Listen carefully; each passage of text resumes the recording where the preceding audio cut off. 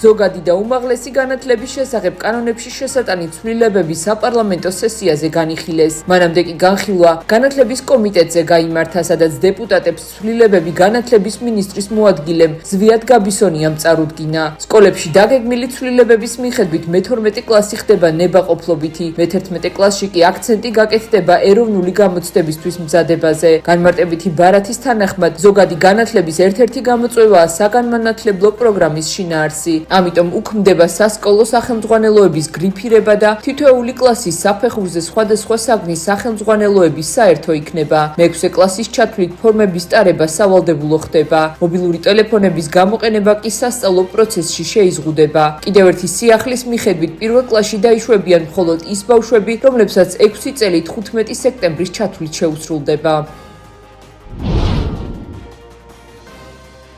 პარლამენტმა პირველი მოსმენით განიხილა გრანტების შესახებ კანონში შესატანი ცვლილებები. საკანონმდებლო ინიციატივით ზუსტდება გრანტის ცნება და მათ შორის გრანტად მიიჩნევა ის ფულადი ან ნატურალური ფორმით გაცემული სახსრები, რომელიც ხმარდება ან შეიძლება მოხმარდეს საქართველოს ხელისუფლებაზე, სახელმწიფო დაწესებულებაზე ან საზოგადოების ნებისმიერ ნაწილზე რაიმე გავლენის მოხდენის მცდელობას, ასევე ისეთ საქმიანობას, რომელიც უცხო ქვეყნის ხელისუფლების ან უცხოური პოლიტიკური პარტიის ინტერესებიდან გამომდინარეობს. ამასთან წესდება სისხლის სამართლებრივი პასუხისმგებლობა და დასჯადი ხდება გარე ლობიზმი. რაც შეეხება მოქალაქეთა პოლიტიკური გაერთიანებების შესახებ ორგანულ კანონს, ცვლილებების მიხედვით ორგანიზაციაში დასაქმებულ პირს, რომელიც დაფინანსების 20%-ზე მეტს უცხოეთიდან იღებს, პოლიტიკური პარტიის წევრობა 8 წლის განმავლობაში ეკრძალება.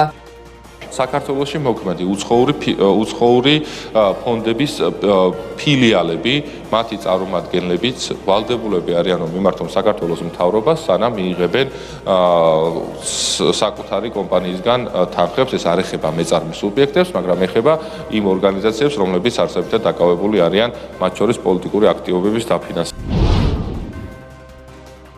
ტექნიკური და თბილისის სახელმწიფო უნივერსიტეტების გაერთიანების საკითხზე ობიექტივის პირდაპირ ეთერში დავით თარხანმოურავმა ისაუბრა. მისი თქმით, ყალიბდება ახალი მოძრაობა ორივე უნივერსიტეტის გადასარჩენად და გაერთიანებს იმ ადამიანებს, ვინც აღნიშნული რეფორმის წინააღმდეგია. თარხანმოურავის განცხადებით, უნდა გამოიკითხონ ის ადამიანები, ვინც მუშაობს როგორც ტექნიკურ, ასევე თბილისის სახელმწიფო უნივერსიტეტებში და უნდა შეგროვდეს ხელმოწერები. თუ არ ვსდები მე ჯამში ტექნიკურ უნივერსიტეტში და თბილისის სახელმწიფო უნივერსიტეტში, არ ვიცი, ალბათ 8-9,000 თანამშრომელი უნდა იყოს. ამაში ვგულისხმობ მე პედაგოგებსაც და მაგალითად არა აქ დაცვის სამსახურის წევრებსაც და დამლაგებელსაც. მე ვფიქრობ, რომ აუცილებელი არის და ჩვენ ვიწყებთ ზუსტად ახლა ესეთ მოძრაობას. ჩვენ გვინდა ავკრიფოთ ხელმოწერები ამ 9,000 ადამიანის. თანახმა არიან ისინი თუ არ არიან?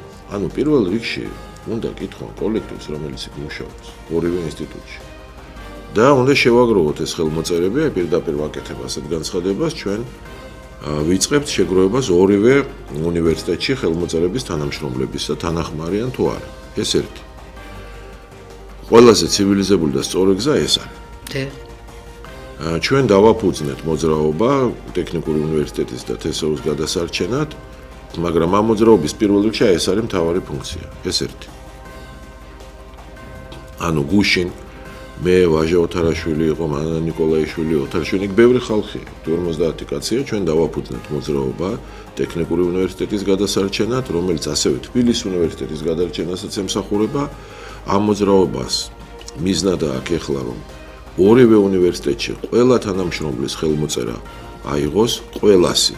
პედაგოგი იქნება ის თუ დაცვის წევრი იქნება ის თუ ტექნიკური პერსონალი იქნება, თანახმა არიან თუ წინააღმდეგი არიან ასეთი გაერთიანების ისინი და აი ეს სწრაფად უნდა შევაგროვოთ ეს ხელმოწერები და ნახოთ რა იქნება. ხვალ დღის 4 საათზე ტექნიკური უნივერსიტეტის ყველა თაობის კურსდამთავრებულები და პროფესორ-მასწავლებლები, ასევე ტექნიკური უნივერსიტეტის შენარჩუნების მხარდამჭერები იკრიბებიან ტექნიკური უნივერსიტეტის მე-6 კორპუსის წინ, რათა საზოგადოებას გააცნონ მოქმედების გეგმა. ამერიკის შეერთებული შტატების პრეზიდენტის დონალდ ტრამპის ინფორმაციით, ამერიკის შეერთებულ შტატებსა და ინდოეთს შორის ახალი სავაჭრო შეთანხმება შედგა. ტრამპის თქმით, შეთანხმების ფარგლებში ამერიკის შეერთებული შტატები ინდოეთზე მოქმედ ტარიფს 25%-დან 18%-მდე ამცირებს, ხოლო ინდოეთი ამერიკის შეერთებული შტატების მიმართ ტარიფებისა და არასატარიფო ბარიერების გაუქმებას გეგმავს. როგორც დონალდ ტრამპი აცხადებს, ნარენდრა მოდიმ თანხმობა განაცხადა რუსული ნავთობის შეძენის შეწყვეტაზე და ენერგორესურსების უფრო დიდი მოცულობით ამერიკის შეერთებული შტატებიდან და სავარაუდოდ ვენესუელიდან შეძენაზე. ტრამპი ფიქრობს, რომ ამ ნაბიჯმა უკრაინაში მიმდინარე ომის დასრულებას შესაძლოა ხელი შეუწყოს.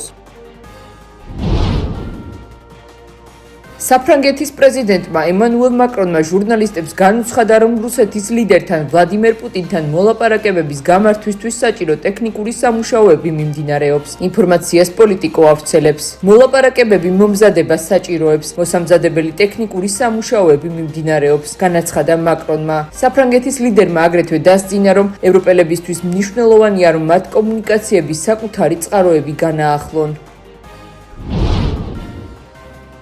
ევროკავშირის მიერ რუსული ენერგორესურსების იმპორტის აკრძალვის გამო უნგრეთმა ევროპის მართლმსაჯულების სასამართლოში სარჩელი შეიტანა. ბუდაპეშტი აცხადებს, რომ მსგავსი აკრძალვის დაწესებას ერთსვლოვანი პოზიცია სჭირდება. აღნიშნული გადაწყვეტილებით კი იზღუდება ქვეყნის სუვერენიტეტი, რადგან წევრ ქვეყნებს უფლება აქვთ თავად აირჩიონ ენერგიის მომწოდებლები.